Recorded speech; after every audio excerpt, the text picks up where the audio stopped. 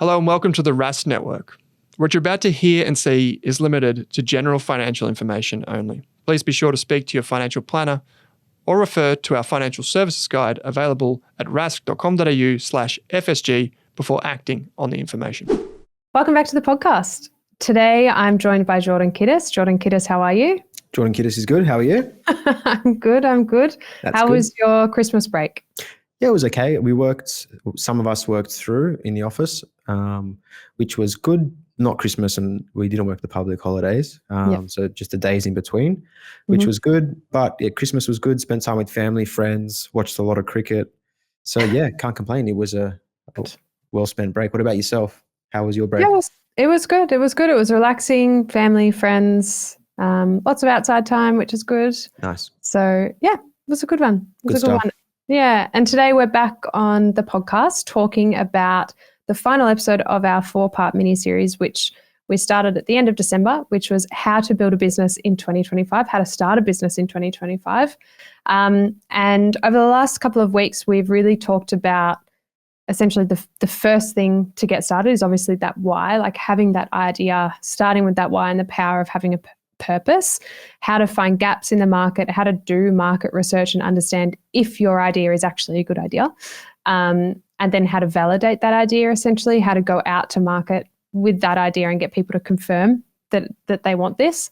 And then we kind of shifted into all the fun stuff, the building the business foundations, the sole company structure, the sole trader, the partnership, ABNs, registrations, business grants that are out there, how to manage cash flow. And then we really stepped into that episode last week, which was the business launch and marketing.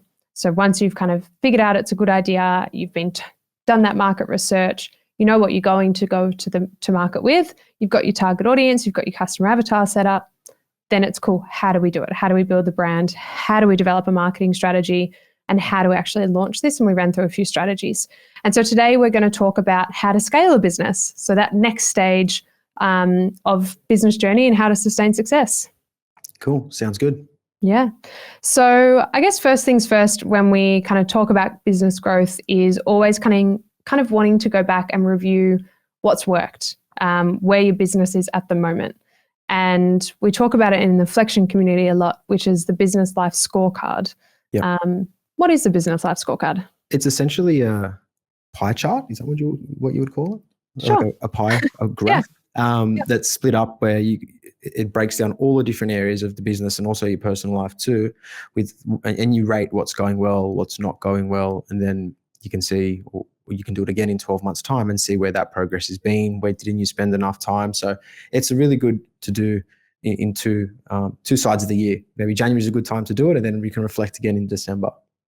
Yeah, absolutely. And we recently did it again in the Inflection community with some of the business owners that were in there. They ranked themselves, how they're feeling at the end of the year across a few different areas of business as well as life. And some of the results were pretty interesting. Yeah, for sure. It was interesting to see when we did that, the last call just before Christmas, and we discussed it as a group. It seems like a lot of the strategy, people in the election community are really getting a lot of value from that, because it seemed like when we were having that last catch up, a lot of people had really honed in on what they want to achieve in the business. So I think it was really good to see the progress that these business owners made over the 24 calendar year. Yeah, absolutely. Yeah. And the business life scorecard was one thing that we did, but we also kind of spoke a little bit about just ranking themselves in terms of cash flow and funding and their team and their personal life. And yeah, it was just some really interesting results that are helping us to inform the next 12 months of Inflection as well. For sure. But I guess first things first, when you are looking to expand and scale and grow, what's the most important thing, or what's the first thing that you would look at? Finances, for sure. Just making sure that you have a financial foundation to make decisions and make scaling decisions. I think the most important thing to do is have a budget set up or a cash flow forecast. Daniel's one is as good as they come. I would suggest having that filled out. The reason for that is because with scaling, if you need to make decisions on building a team or investing in technology or investing in marketing, you want to see how that's going to affect your cash flow. So I think it's really important, and how you're going to fund it. Sometimes it's not you can't just go to the bank and you can't ask for a loan. Sometimes you'll need to fund it yourself, or the business will need to fund it from its cash flow or its future cash flows. I think, Daniel's spreadsheet is probably where I would start. The cash flow tip for the first few months, I would say overestimate your expenses, underestimate your income, just to make sure that you do cover yourself if something doesn't go to plan. I think that's really important. Make sure you have enough cash runway so that if you were to bring on another person, you have their wage put aside for a couple of months. So there's no expectation that they need to be generating you income right away if it's an income generating role. Yeah, that makes a lot of sense. And is that, I guess, in terms of common mistakes that you sort of see in businesses when they do go to scale? Because obviously there are a lot of successful businesses out there in Australia that do kind of reach a ceiling and they want to kind of take that next step. Is that one of the most common things, that they're not actually planning ahead for some of those expenses that come up? Yeah, I think so. It's having these big goals and aspirations, but not really stepping it out in terms of a financial metric to look at. I think, that's probably one of the biggest hiccups that we see. What are some ways, obviously other than forecasting and planning, are there any ways around it that you would suggest? Yeah, for sure. If you can secure funding, that can definitely help. It can help alleviate a lot of stress as well.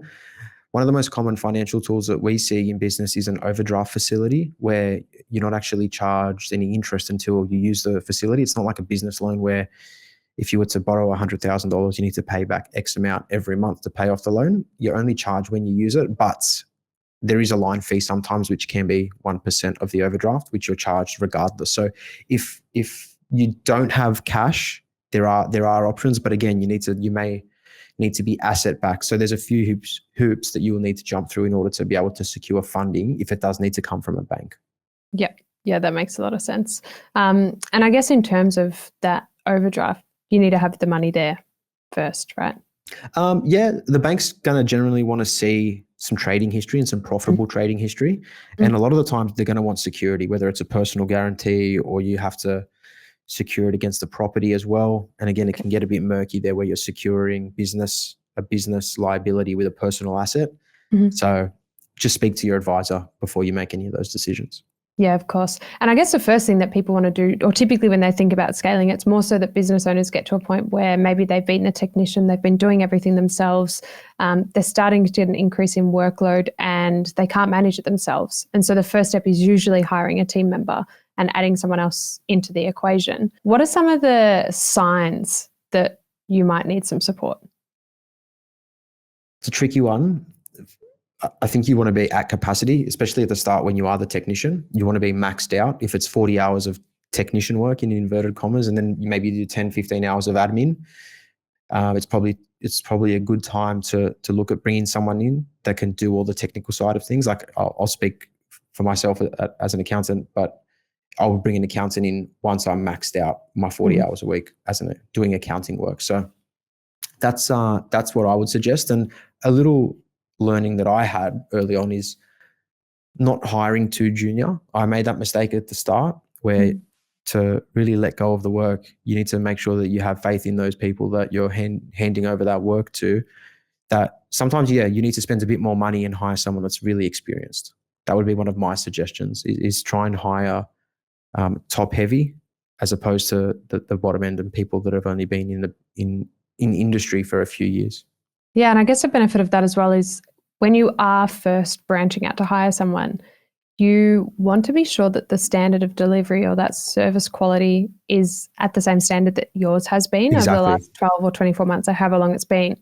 And one of the concerns when you are hiring someone that is more junior is that maybe they don't have the same level of experience. And so as soon as you start to outsource something to someone else in your team and that standard starts to drop, then it can really impact your business. Obviously, there's an element of needing to have the cash flow to support a more senior hire, but if you can support it, then the benefits really outweigh the costs.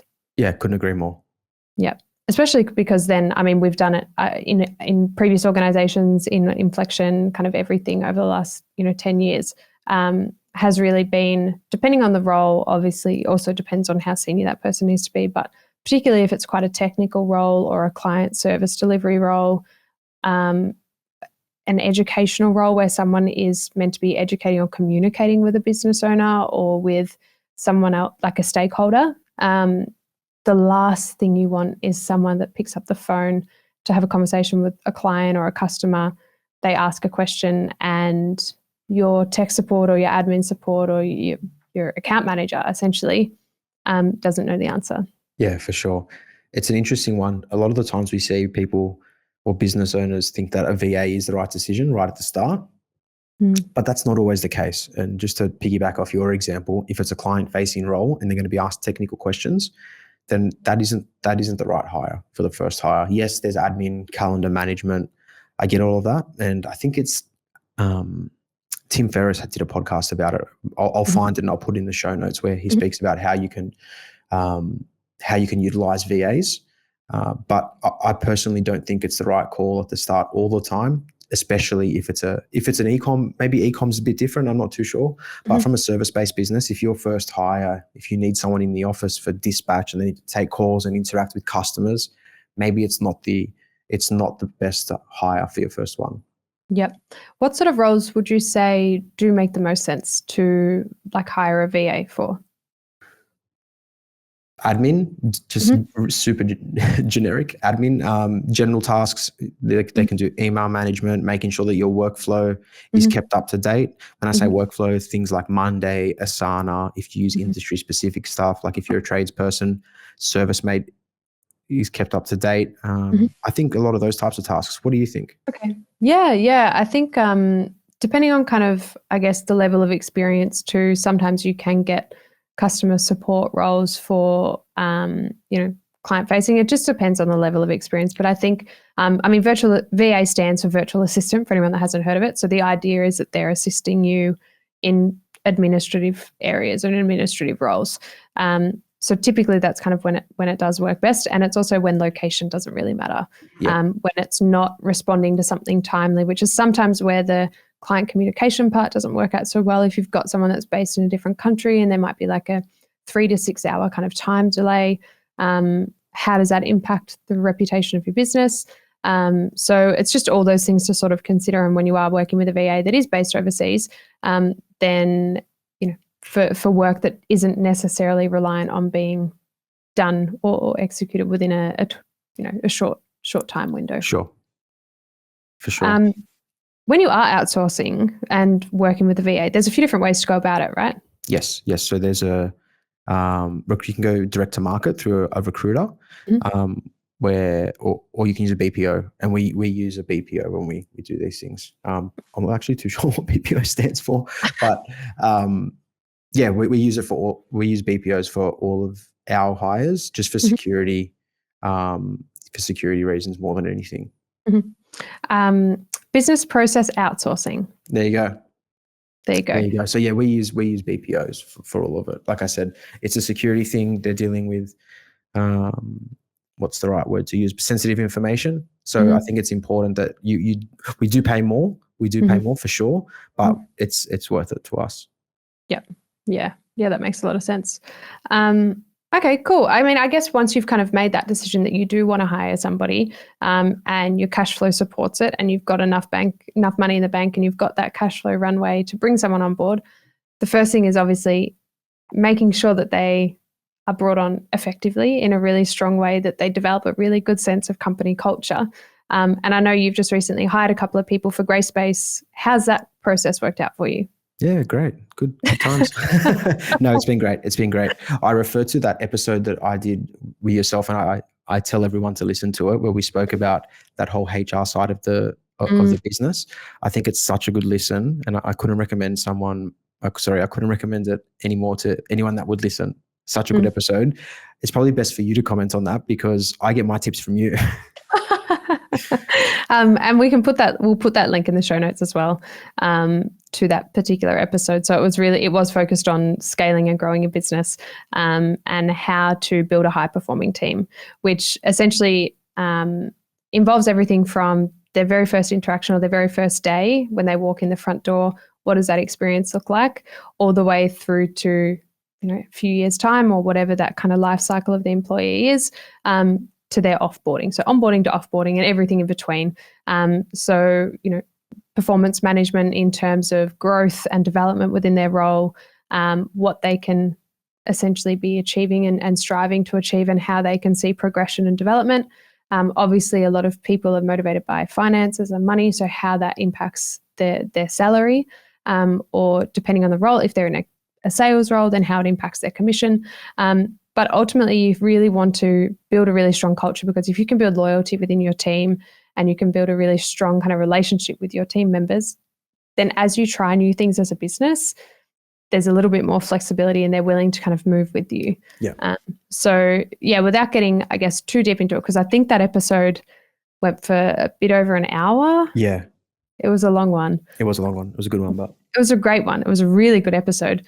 But obviously there's just so much that we could cover with it. But yeah, so I think if to learn a little bit more about it, maybe it's best to kind of have a listen to that episode. Yeah, for sure. We'll put it in the show notes. Yeah, absolutely.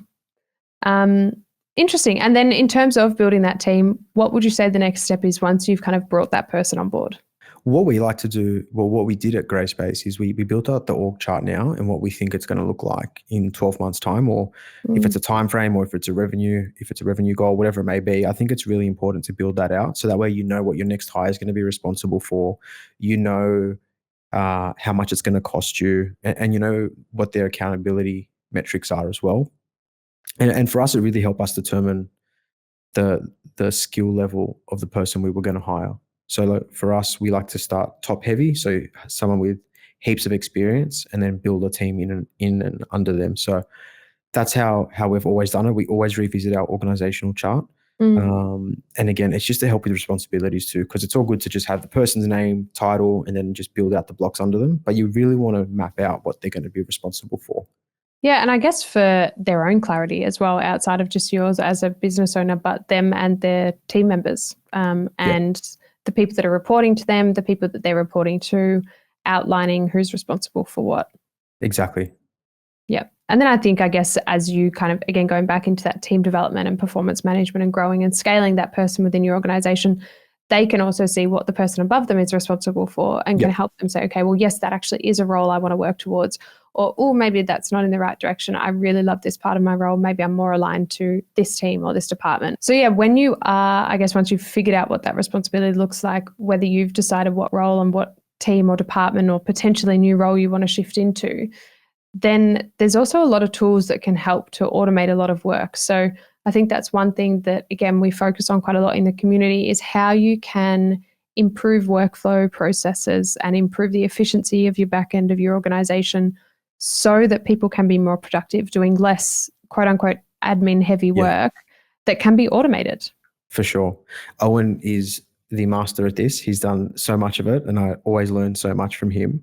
And it's really, really utilizing all the tools that are available. Things like AI, Zapier, Make. Is that the one that you like? Yes. Yeah, Make. Those two, so Zapier and Make, what they do is they allow two pieces of software that don't traditionally communicate to communicate. So it just helps with what once was a manual process can now be automated. And the hot topic in the community has been CRMs. And I know, Zara, you've been helping set some of these up. Do you want to just give a brief run through of what that looks like and how they can be utilized? Yeah, absolutely. So CRM stands for customer relationship management. And so it's essentially what you do through these processes and systems is be able to track interactions that you've had with your customers, whether it be what stage they are through your kind of like sales funnel or your lead funnel, through to how long they've been a client for, or how long you've worked with them, how long it's been since you've worked with them. Maybe you recently installed a water filter in their house. Maybe it was 12 months ago. Does that water filter need to be updated? Does it need to be replaced? So whatever it might be, it's essentially a way of staying on top of the relationships that you have with your customer base. And there are a lot of ways that you can do that. There's a lot of different software out there. Some of the really big ones that people would have heard of is like Salesforce and HubSpot. HubSpot's great. It's also very expensive. And then there's kind of more scaled down versions in terms of price, like ActiveCampaign, which we use. Klaviyo is another one that is primarily based as like an e-commerce email marketing platform, but they've, in the last sort of 12 months, launched a CDP, which is their customer data platform.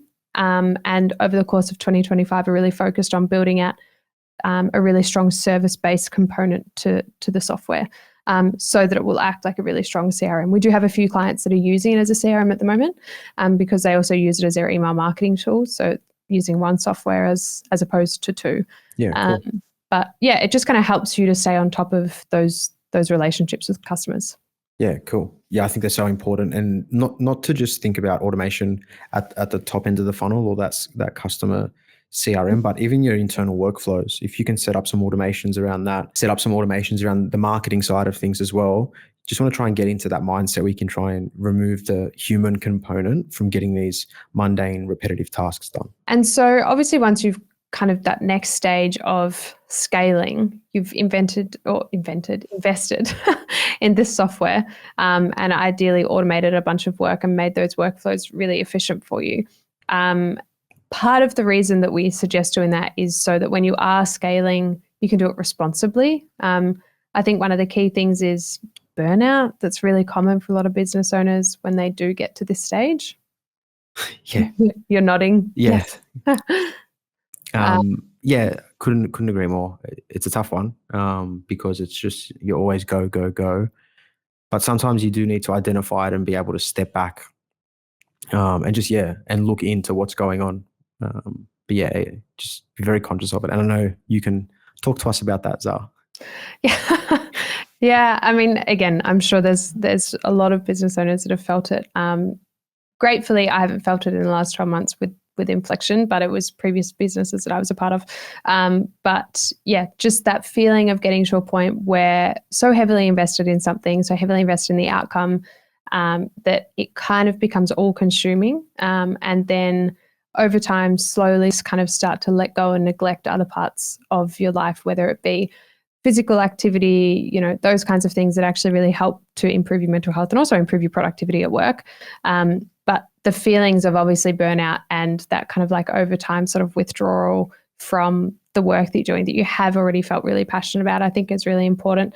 Unfortunately, I think that having gone through burnout, I now can see the signs, and I know what the kind of leading signs are. What are some of those signs? Yeah, I mean, I think it's like general, one of the baselines, obviously everyone recognizes is kind of exhaustion, but I think it's like, for me in particular, it's like not being able to switch off, which I know is really difficult for business owners anyway, but I think it comes to a point where, or in my experience, that was all that I spoke about, was work, was what I was doing. And the reality is no one cares as much as you do.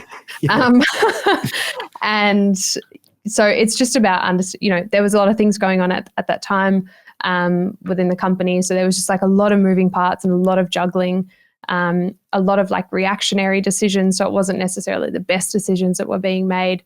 And I was speaking to somebody else the other day who also a business owner, was kind of saying that they were feeling they were getting burnt out because their fuse was much shorter. Yeah. Okay. And so again, like the reaction that they would normally have probably wasn't standard, in terms of like a team environment, or, just general sort of decision making. So it really does vary for different people. But I think having gone through it, it's probably, I don't want to say that going through it allows you to recognize it when you're about to go through it again. But if you haven't gone through it, then you kind of don't know that it's coming up. Exactly. But yeah, I think, obviously it's important. Your business's best asset is you. So you really want to be able to protect that. And it does get hard, and there are long nights and there are like really stressful periods of time. But if there's ways that you can really incorporate boundaries as early as possible and you can stick to them, it's only going to benefit you and the business in the long run. Yeah, couldn't agree more. I think as well, whether it's burnout or just being able to leverage technology. Before we leverage technology, you want to make sure you have some standard operating procedures where you're really mapping out those repetitive processes before you start to implement the technology and before you start to bring on staff as well. So that way you can bring someone in and this is how we do task A. This is how we do task B. And look, you're always going to go back and refine and make these SOPs better. But I think it's a really good mindset to get into from the start, that we want to plan for scale and plan for growing the business. How can we set our systems up? And you're building that brand value as well, that value in the business when you're setting up processes. Because if everything's kept in your head, you're not creating value in the business. If you take yourself out of the business, everything falls apart. So you want to get as much of the processes and systems out of your head and onto, whether it's a piece of paper, a Lucid chart, Miro, I think is another software we can map it all out. So yeah, you want to get that done for sure. Yeah. And I know that we, as part of Inflection, yourself, Daniel, Owen and I did a big kind of 2-day strategy session with one of the business owners and business partners in the group. And I think there was a lot of stuff that came out of that session that was really powerful, both for them, but also for us, in terms of, understanding how to scale. And so like deciding that you want to do it, understanding what processes need to be changed. And you talk about it in the community, in the Inflection community. Yep. There's a whole course on strategy and scaling, and this in particular. And the process that you sort of talk about is the now, where, how. Yeah. So essentially, now, where, how, think of it. I think we're going to have a link in the show notes to possibly a different tool, but we'll chuck in the now, where, how as well, just so people can visualize.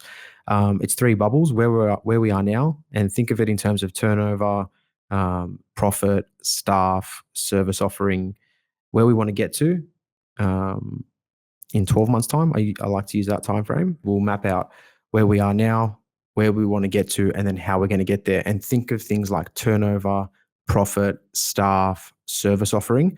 We'll drop a link in the show notes so you can visualize it all. But that's the type of mindset we want to get into where we are when we are having this strategy session.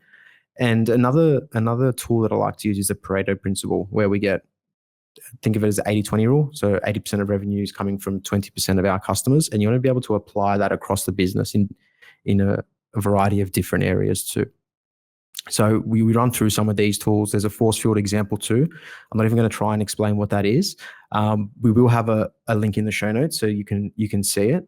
So there'll be a few tools in the show notes, so you'll be able to download and print them out and scribble on. And once you do all of this strategy stuff, you then can summarize it in a 1-page plan as well. So you'll have your now, where, how, overall strategies, and then some timelines as well. Again, we'll drop that in the show notes too. Yeah. And I think overall it's just thinking about the positive things that you've got in your business, in your network, that can, as part of that force field, the positive and the negative. So the positive drivers that will make it happen. And then on the flip side of that, what are some of those negative things that might be stopping it or might be breaking this from happening? Yeah. But yeah, maybe what we can do is turn it into a bit of a like a workbook. Yeah, cool. For people to move through. Good idea. Yeah. With the 1-page plan. Sounds good. And then the other thing that we can also drop in the show notes, obviously, because we have kind of covered quite a lot over the last 4 weeks in terms of how to grow and scale a business and build a business and start a business, is a business starter checklist for 2025, which essentially sums up the 4 episodes into steps to do. Cool. Yeah. Awesome. Well, in terms of next, what's coming up on the podcast, we've got a few exciting things over the coming weeks. We do have, like I said, the upcoming business growth series. So how to diving more into what we've just spoken about, actual strategies and actionable strategies. If your business makes over a certain amount every year, then it's probably a really good session for you, and we'll be able to put more information out about that in our Inflection community as well. The other thing we should say is, if you have liked anything that we've spoken about over the last 4 weeks, it's a very condensed version of what we run through in the Accelerator program, which is an annual access to a coaching program that you get with the 4 of us, myself, Daniel, Jordan, and Owen. And over the 12 months, you essentially run through all the different stages of business growth, how to really scale and operationally improve the back end of your business. But you also have a community of business owners, Q&As. You get a technical kind of support session every week. If there's something that you're trying and you're struggling with, there's a domain expert in there to help you with that. So we do have some new and exciting content coming into the program this year as well, which is going to be really fun. For sure. Looking forward to it. Yeah, absolutely. Well, if there is anything else you guys want to hear from us, if there is any more information you want, in the show notes, there's also a link to our question box. Just select the Australian Business Podcast. And if there's anything that we've spoken about that you want to know more about, or you would like us to do a full-on episode about, we can do that for you. For sure.